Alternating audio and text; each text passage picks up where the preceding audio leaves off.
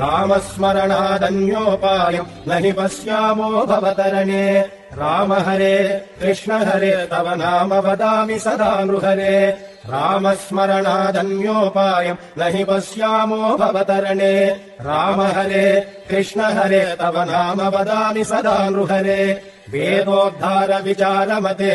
सोमकदानव संहरणे मीनाकार शरीर नमो भक्तं ते परिपालय माम् राम हरे कृष्ण हरे तव नाम वदामि सदा नृहरे मन्थानाचलधारण हेतो देवासुर परिपाल विभो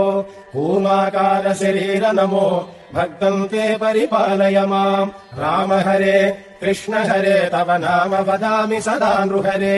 भूचोरकहर पुण्यमते क्रोडोद्धृत भूदेव हरे क्रोडाकार शरीर नमो भक्तं ते परिपालय माम् राम हरे कृष्ण हरे तव नाम वदामि सदा नृहरे हिरण्यकशिपुच्छेदनतो प्रह्लादाभयदायक हेतु नरसिंहाच्युत रूप नमो भक्तं ते परिपालय माम् राम हरे कृष्ण हरे तव नाम वदामि सदा नृहरे भवबन्धनहर विततमते पादोदक विहताघतते वटुपटुवेष मनोज्ञ नमो भक्तं ते परिपालय माम् राम हरे कृष्ण हरे तव नाम वदामि सदा नृहरे क्षितिपति वंश क्षयकरमूर्ते क्षितिपति कर्ताहरमूर्ते भृगुकुल राम परेश नमो भक्तं ते परिपालय माम् राम हरे कृष्ण हरे तव नाम वदामि सदा नृहरे सीतावल्लभ दाशरथे दशरथ नन्दन लोकगुरो